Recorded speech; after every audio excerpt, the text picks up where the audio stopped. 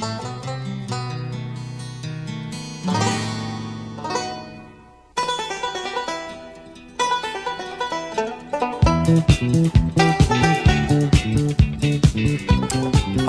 welcome to another episode of the Cover Zero Podcast, the show where I cover the least in the best way possible. I'm your host, Jason Wells, and summer is officially here. It's fucking hot out. I am roasting right now in this room. I've been working outside all day too, so it's even cooler in here, and it's still hot in here, but I can't complain about the warm weather because I was complaining about the snow all winter, so I'll take it. But this week's episode actually have some news to talk about, and this is why the NFL remains king, because the big news of the week, of course, was DeAndre Hopkins getting cut from the Cardinals. We'll get into all of that in a sec. But just a player getting cut, that's all that's been on the news cycle. And, it's been one of the top stories in sports, or it might just be because I'm an NFL fan, and even though the NHL and NBA playoffs are happening right now, Hopkins getting cut is a much bigger storyline to me than the Knights winning in 6 games last night. But, as always, we'll do our NFL weekly update, and then, because no one else wanted to, and I've been wanting to do this, I'm going to start the Hall of Very Good right here. So I'm going to do quarterbacks and tight ends. I'm just going to list kind of my 5 candidates, as I guess we'll call them. And yeah, we'll go from there. And I'll probably do this for the next couple episodes. So if you like it, keep tuning in. Okay, let's start with the weekly update. So as I just said, DeAndre Hopkins was released from the Cardinals. Let's just talk about the Cardinals side of things before we talk about where D-Hop could be landing. So the Cardinals chose to not do a post-June 1st cut, which leaves them basically all of Hopkins' dead money is on their books this year. People were like, why are they doing that? They could have saved $11 million this year. And it's like, yeah, but then they'd have $11 million cap hit next year too. This year is basically a wash from them anyways, with Kyler out. The roster is just bad in general. So might as well take that giant cap hit now and then free up all that money for next year, where hopefully you can actually start team building and getting guys into the building. Was a move that Monty Austin-Fort needed to do, the Cardinals' new GM. Was just a matter of time, honestly. And yeah, I guess we can talk about the potential places he could be landing, because, I've heard a bunch of different teams, but obviously, while he was still a member of the Cardinals, the Bills and Chiefs were the 2 teams that were interested in trading for him. I don't think either team was close. I think the report that I read on Twitter too was once OBJ got his contract and they saw what that was worth, it kind of just fell apart, the deal. So now that he's a free agent, he has options. Hopkins has said he wants to go to a stable organization. Him coming from the Texans and Cardinals, where coaching GM situations weren't always in the they weren't in the best spots. They're unstable. He wants to go somewhere stable. He wants to play with a good quarterback, someone who loves football. He even mentioned a few QBs. Pat Mahomes, Josh Allen, Jalen Hurts, Lamar Jackson. I think 3 of those teams are options, and I guess let's just get into it. So one of those teams, obviously, being the Bills. Definitely need a second option for Josh Allen. Diggs is obviously fantastic, but they need another guy. Gabe Davis did not step up enough last year at all. They need a surefire number 2, and people might tell you that Hopkins has fallen off. He had a little more than 700 yards in 9 games last year.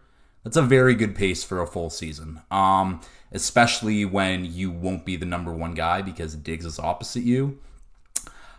Could be very, very scary. Yeah, it's just a matter of money and cap space for the Bills at this point. And the Chiefs, another team interested. And again, it's money and cap space that is hindering them from making this happen because he'd be their wide receiver one. He would take over Juju's role, and Hopkins is much, much better than Juju. We can all agree on that. Yeah, and I mean, fuck, if he goes to the Bills or the Chiefs, they're immediately the front runners in the AFC. If he goes to the Chiefs, I mean, their team is just, it's better than what their Super Bowl roster was last year, in my opinion. Other teams that he could go to, the Jets. The Jets are a team that have a need for another wide receiver. I mean, I don't think Corey Davis is really going to cut it as a wide receiver too. They can free up money by cutting him post June 1st too. I think they already have a decent amount of cap space to sign him anyways. Garrett Wilson and Nuke would be an absolutely great tandem. I think this is the one place where I don't want Hopkins going. If he goes to the Bills, sure. I knew the Bills were going to be great anyways. If he goes to the Chiefs, fine. I knew the Chiefs were going to be great anyways.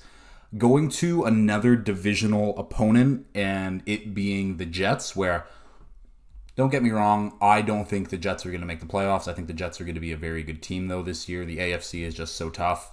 Them adding another legit wide receiver would scare me. And again, like Rodgers would have to fall off a cliff for that offense to not work. Hopkins, Garrett Wilson, Breece Hall should be good. Should be good if that happens. It sucks too, because a lot of these teams that I'm listing off are just AFC teams. I got 3 more that I've seen pop up, and oh look, another divisional opponent in the Patriots. So the Patriots basically went from Jacoby Myers to Juju Smith-Schuster. Lateral move, in my opinion. They were linked. I mean, a lot of this is just Chew and his brother getting in my head about, oh, the Patriots, we're all in on Hopkins. Oh, the Patriots, we want, like he's coming here. Because I don't know if I've actually seen anyone real, any verified account being like, oh, there's actual traction to Hopkins to New England or literally any wide receiver other than them just saying it's going to happen. But I'm a big man. I have enough. I can admit it that if the Patriots get Hopkins, I can be worried. It all hinges on Mac Jones at that point. Mac Jones taking a leap. I don't believe in Mac Jones whatsoever. I think he's just an okay quarterback. I think he will be in the league for a long time, but so is Andy Dalton. Take with that information what you will. The defense is going to be very good. Bill Belichick doesn't have bad defenses on his team. They're going to run the ball well. Again, the offense is basically the same on paper right now. They add in Nuke Hopkins. That's a win for the Patriots. Even with Nuke Hopkins, it makes them a better team. Not a playoff team. That's just how good the AFC is.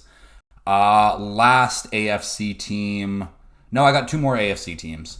Both in the AFC North. The Baltimore Ravens. So when Lamar was holding out for his contract, the Ravens were obviously one of the team.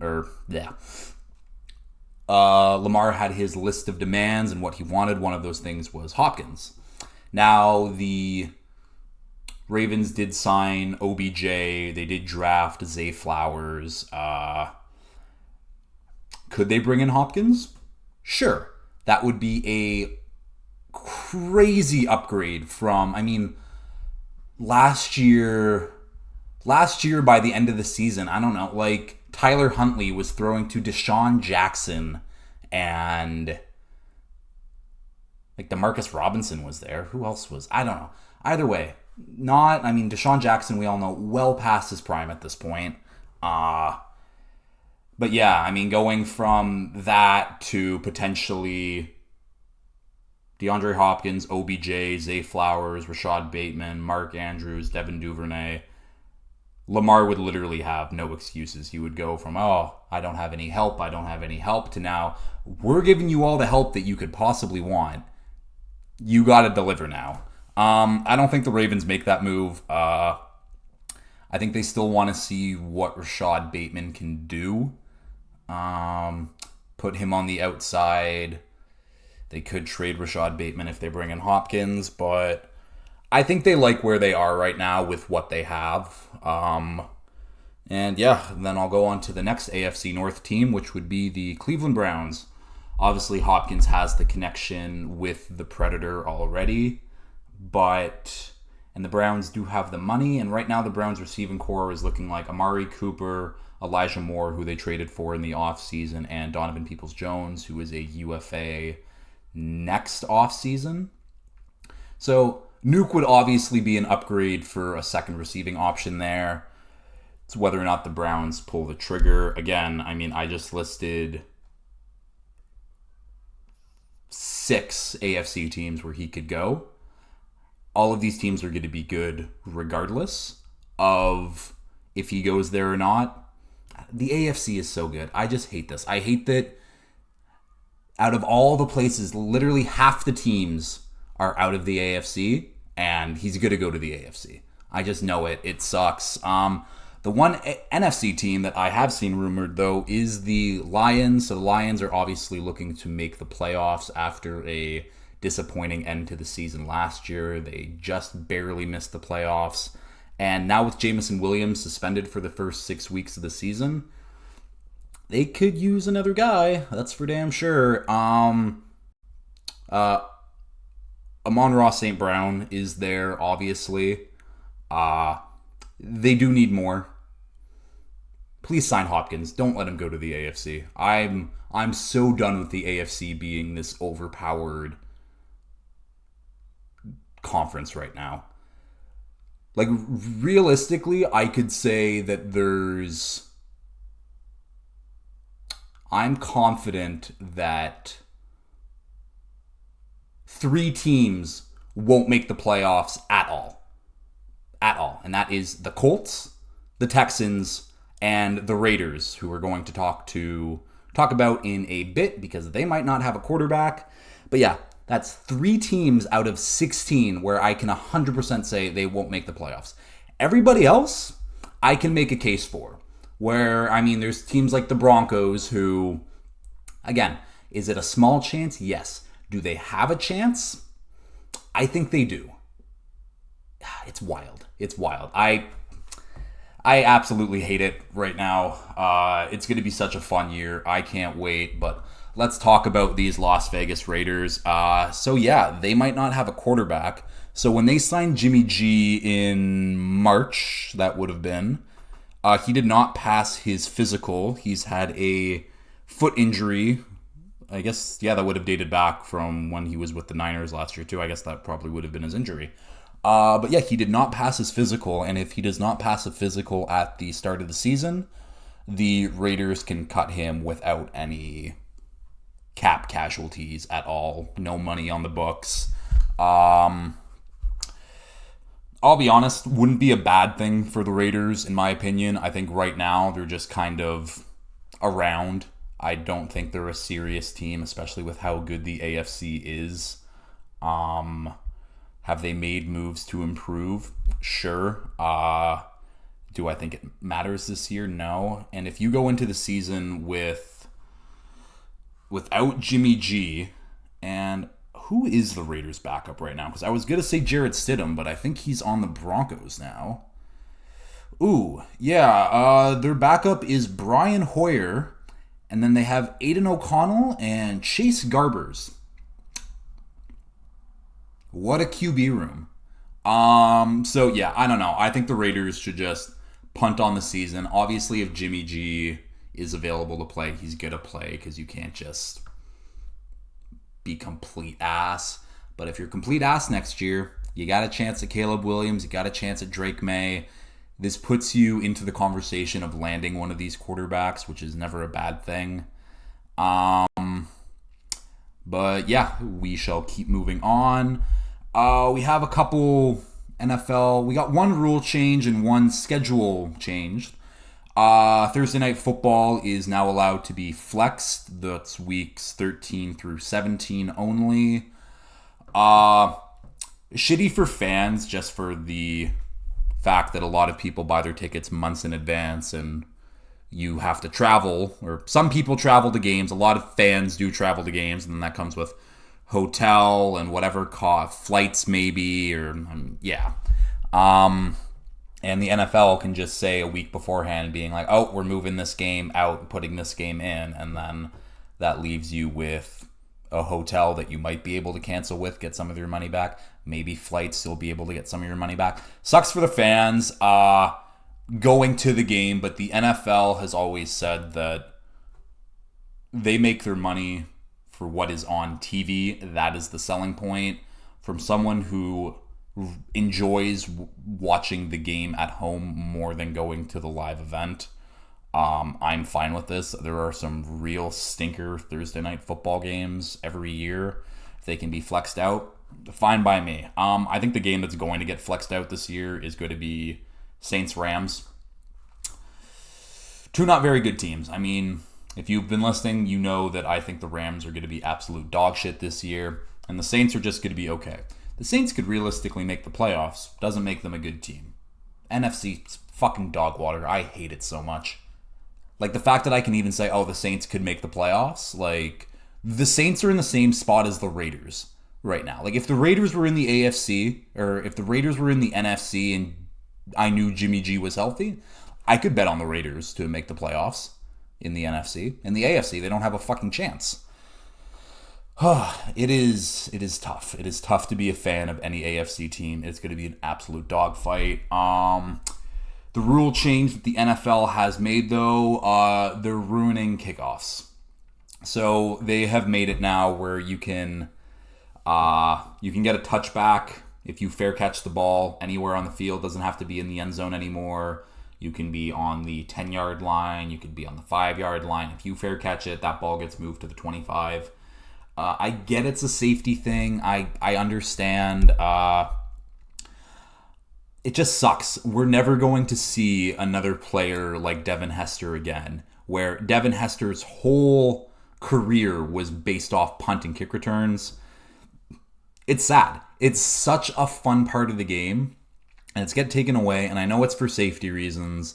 I don't have any numbers in front of me, but again, what the XFL was doing was lining the guys up at, I think the kickoff team was at like the 30 or something, and the receiving team was at the 20, and then they'd run from there once the returner possessed the ball, there can't be too many high impact collisions when they're running like 40 less yards.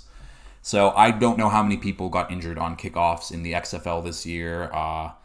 Maybe with another season under the XFL's belt and more data for the NFL to study, maybe they eventually move to that format. Because you can't get rid of kickoffs. And it seems like they're just slowly phasing them out at this point, which sucks. NFL draft news. So a lot of people were shitting on the Jets and Joe Douglas. And when I say people, I mean me. Where everyone knew the Jets wanted Broderick Jones, and then the Pats traded back with the Steelers to jump them for Broderick Jones. But apparently Will McDonald was always their guy. Didn't matter what the Patriots did, didn't matter who traded up ahead, as long as Will McDonald was not taken, Will McDonald was going to be the guy taken at that pick. I get it. Kind of. It was not a very strong draft. It was not a very deep draft. I think when you look at it, Broderick Jones, Will McDonald, and I think the third player that was in the conversation for that pick was Michael Mayer. All three of those guys grade out similarly to me. I know Will McDonald was more of a, whoa, really? Like, that's huge, but he didn't test, if I remember correctly. So I just don't think he could get the hype for people outside of the NFL to really get the love for him. Do I think picking him at, what pick were they? 15, 16, whatever. Do I think it's a little early? Sure. Do I think it was early for most players in the first round? Also, yes.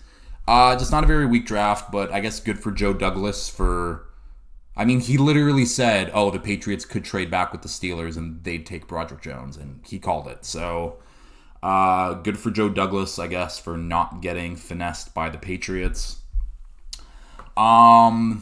We have another signing. Steelers have signed Marcus Golden.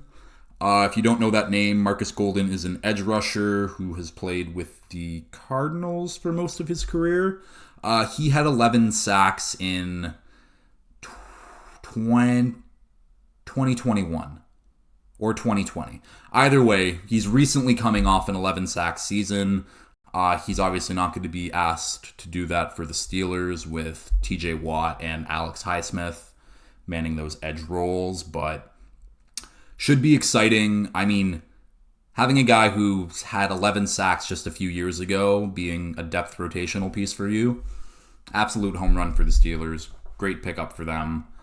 And last news and note, not even an NFL-related thing, but former NFL player Antonio Brown is willing to pay former NFL MVP Cam Newton $150K for one game for his Arena Football League team that Antonio Brown owns. So, first of all, absolutely wild that is a sentence that I'm reading. Yeah, I mean, obviously smart by Antonio Brown for being like, hey, let's try to draw up some interest, and here, Cam, I'll give you this much money. From what I've read, though, the Antonio Brown is like not paying his coaches, and now he's playing for the team, and I don't think he's making money with this. I think he's losing a lot on whatever his initial investment was. It's not looking great for AB. That's all I can say. All I hope is he gets help that he needs, talks to a therapist or something. I mean, we all need to talk to a therapist if we're being honest. Okay, let's start off with some Hall of Very Good. We'll start with the tight ends. Also, man, every time I lean forward, the sun is just blinding me. So if you're watching this on video, I am just leaning against the wall trying to avoid the sun. I have been outside in the sun enough today. I'm good. So let's start off with the tight ends. I have 5 guys listed here. I'm sure you've heard of all of them. So also, Hall of Very Good. I'm just going off from when I've been watching, when I've been a fan. So I'm basically doing 21st century guys. I'm not going back to the 80s to find some guy I've never heard of who had a solid career and I can talk about. Too much research. Don't really care that much. I'm here to talk about the guys that I know.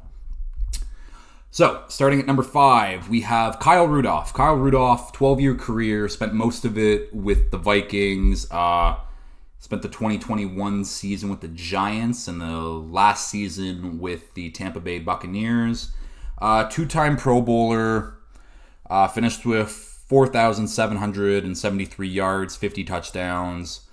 Again, very impressive career, obviously never going to be in the Hall of Fame, but Kyle Rudolph at one point was one of those tight ends where you'd see in fantasy and be like, oh, I can grab him in the later rounds and he'll be good. I think that his highest receiving total for a season was the high 800s. Very productive career, one of the better consistent tight ends for the Vikings for a long, long time. And yeah, he is number 5 on my Hall of Very Good tight end rankings. Number 4, we have Marcedes Lewis, 17-year career. And he's technically still a free agent right now, which is absolutely insane. And it's nuts. So he was one-time second-team All-Pro, one-time Pro Bowler, 5,084 yards, 39 total TDs. Definition of a warrior. He was never known for his receiving ability. Just good all-around tight end, good blocker. Spent most of his career in Jacksonville. Has spent the last few seasons in Green Bay. I was shocked that he was drafted. I think it was 2006.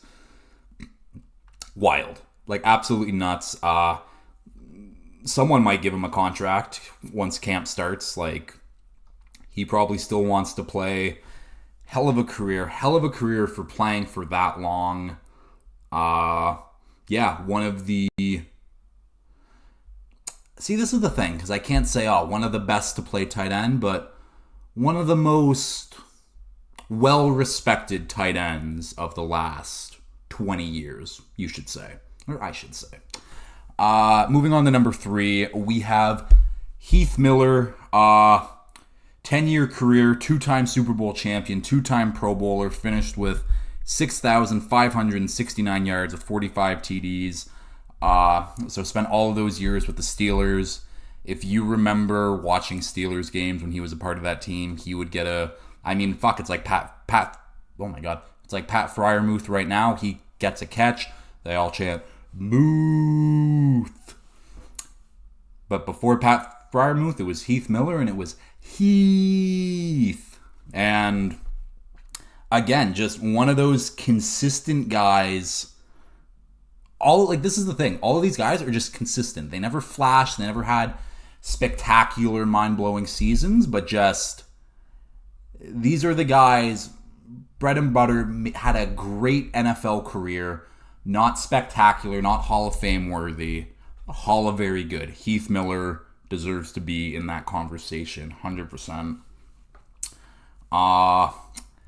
Next guy up, this guy was a fantasy darling for a few years. We have Delanie Walker, 14-year NFL career, 3-time Pro Bowler, finished with 5,888 yards, 36 touchdowns.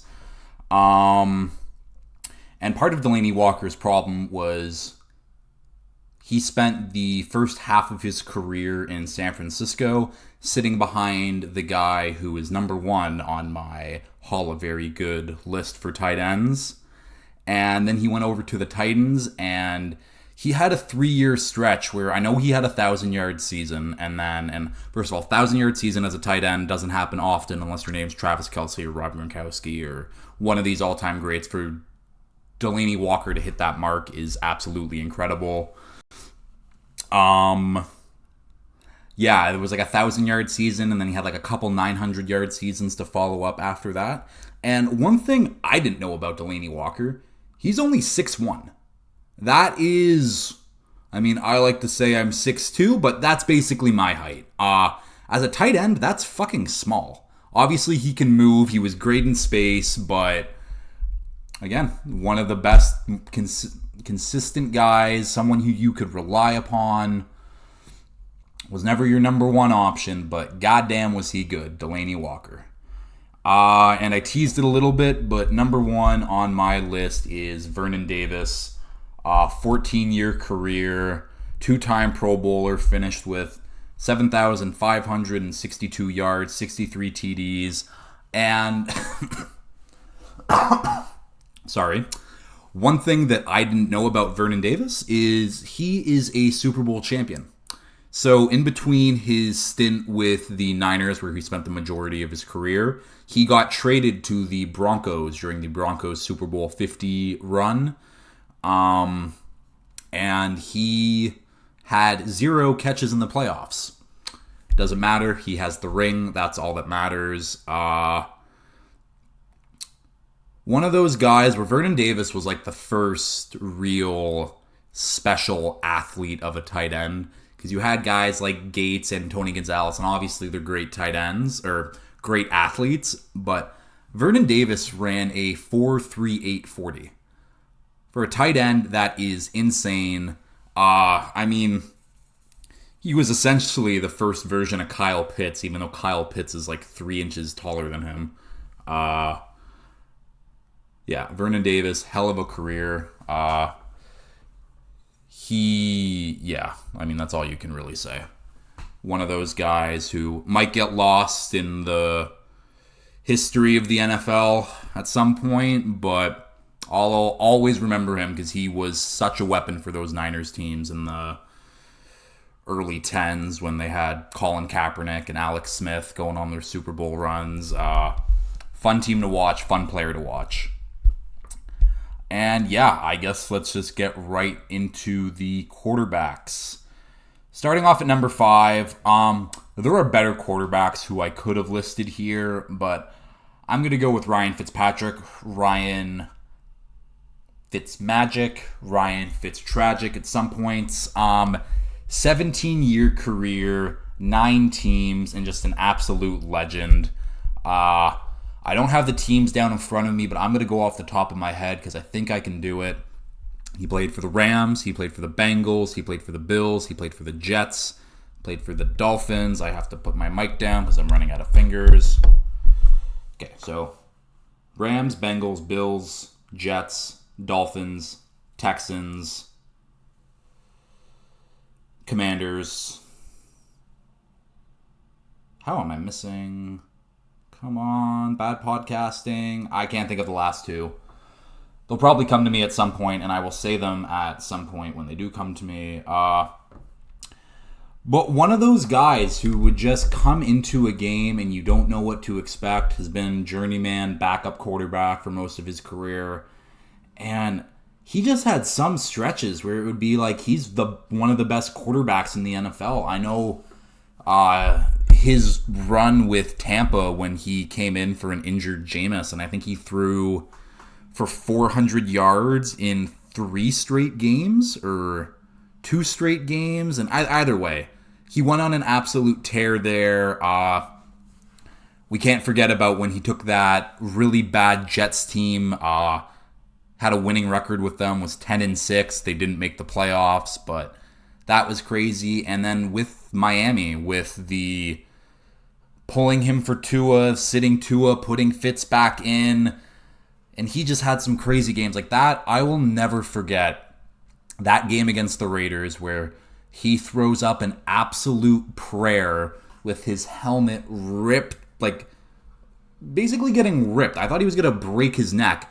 Makes the throw. We win the game. Absolute scenes. Ryan Fitzmagic. I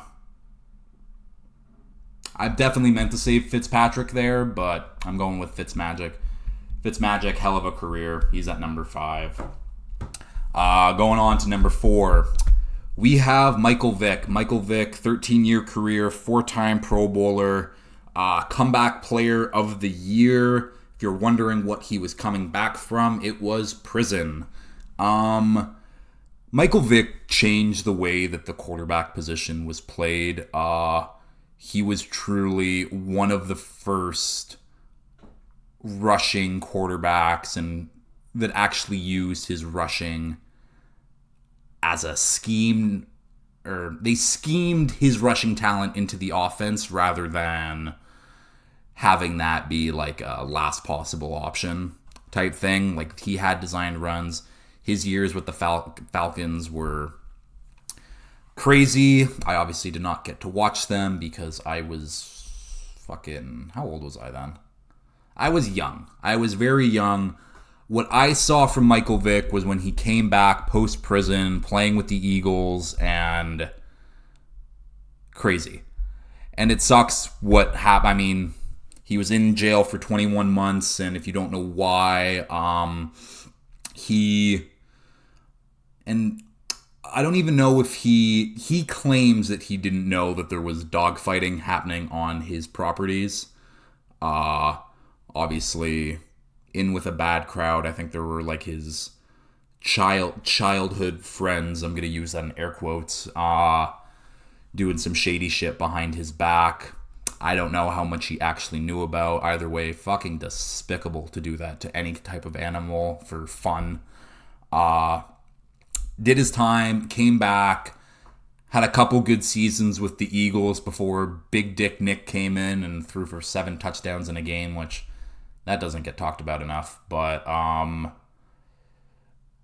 hell of a career, paved the way for guys like Lamar Jackson to get into this league. And even, hell, he had a ton of trouble when he was in his draft process. People not believing him, people thinking that, oh, he should be a running back. I'm sure Michael Vick went through all of those same things when he was coming out of Virginia Tech, I believe.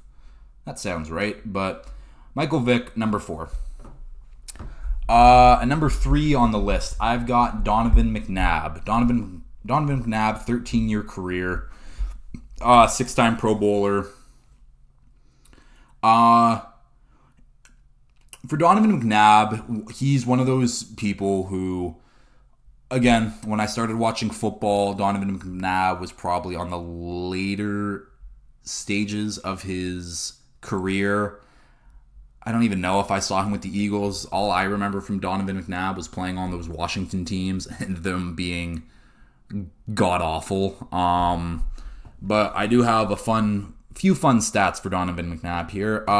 He has the fourth best career INT percentage, only behind Aaron Rodgers, Tom Brady, and some dude named Neil O'Donnell who played in the 80s until like 2003. Never heard that name in my life. Good for you, Neil. He was fourth in wins in his 13-year stretch, only behind Manning, Brady, and Favre. That is very, very good company. I think another stat off the top of my head, he went to 4 NFC championship games, which that's great if you're an Eagles supporter. Obviously, they never got the Super Bowl, but Donovan McNabb was a very good player. Never one of the top echelon guys of the league. What was the other stat that I read? Oh, he's tied for the most playoff wins without a Super Bowl with 9. I think he's tied with Jim Kelly for that one. Sucks to be tied in with Jim Kelly with that stat. John Elway was leading that with 10 until he won his Super Bowl. His first Super Bowl, I should say. Donovan McNabb, number 3. Moving on to number 2. This is a guy who is still in the league, but I got Matt Stafford. Matt Stafford going into year 15, obviously a Super Bowl champion 2 years ago. Only a one-time Pro Bowler, which I'm kind of shocked to find that out. And yeah, when I'm going through records, he holds every franchise record for the Lions. He also holds every record for fastest guy to 10,000 yards, fastest to 15, fastest to 20, fastest to, and so on and so forth and whatever. Obviously, those are going to get passed because it is such a pass-happy league now. That was the thing when I was looking up like Donovan McNabb's like stats, and he only has like 30-something thousand yards for his career. And it's like, it's crazy that in like 10 years after when Donovan McNabb started, it was such a run-first league still. And obviously there's always been good passers of the football, but the way the game is played now is just is so different from a decade ago, 2 decades ago. Matt Stafford is going to have all of those career stats that put him into the, realistically, probably top 25 of most stats, but those stats are inflated now, and I don't know if you can really count those as like a check in the column for him. I think Matt Stafford would have a chance at the Hall of Fame, but again, I don't believe in the Rams. I don't believe Matt Stafford's elbow is healed. And I just think that this is kind of where his resume is going to end. So, Matt Stafford, number 2. He had some all-time great seasons, too. I think it was weird. His 2011 season and then his 2021 season were the best seasons of his career. And like a decade apart, absolutely nuts. I think it's 2011 season he threw for over 5,000 yards and 40-something touchdowns. And then this 2021, the Super Bowl season, high, it was like 4,800-something yards and 40 touchdowns again. Like, he's had a great career. It sucks that he spent the majority of it with the Lions, unfortunately. And at number 1 for the Hall of Very Good, I've got Cam Newton. I've got Superman. 11-year career. Obviously, MVP, Offensive Player of the Year. That would have been the 2015 season. Absolute crazy year from him. One of the first guys to come in and be like, you're a dominant rushing threat. You have a cannon of an arm. He was really the total package. It does suck. His body failed on him completely. But yeah, Cam Newton at his peak is one of the best quarterbacks to ever play in this league. It just sucks that his career was only, 11 years for a guy that won an MVP. He won an MVP 8 years ago, and he's been out of the league now for 2 years. Crazy. But yeah, Cam Newton is my number one choice for quarterbacks for the Hall of Very Good.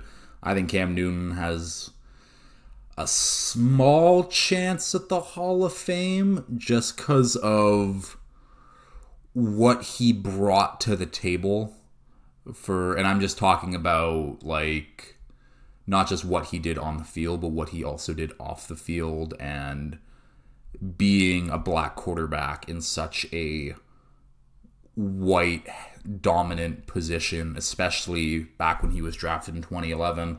Obviously, a lot has changed since then when you have guys like Bryce Young, CJ Stroud, Anthony Richardson, the Predator, Lamar Jackson,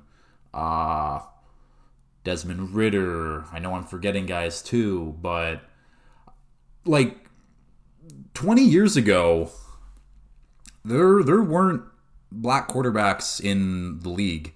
And even a guy like Michael Vick, who was obviously a supreme talent, not the best thrower of the football. I think Vick's most passing touchdowns in a season, it wasn't that high. That's all I can really say. But yeah, Cam Newton, one of the best quarterbacks that I have ever seen play, if we're being honest. It's a long list. I don't think he's top 5, but at his peak, Cam Newton is him. I can't believe I said that. Ugh. Yeah, okay. I can't really hide from the sun anymore, so I'm going to end this here. Yeah, good episode. I don't know what I can really tease. Next week for Hall of Very Good, I'm going to be doing wide receivers and running backs. So that should be a fun one to stroll down memory lane. And then people want to hop on, do defensive players with me, we can do that. If not, I'm just going to keep doing defensive players. And yeah, if you have liked this, please like, share, retweet, subscribe, all that fun stuff. And until next time, oh my god, the sun. And until next time, peace.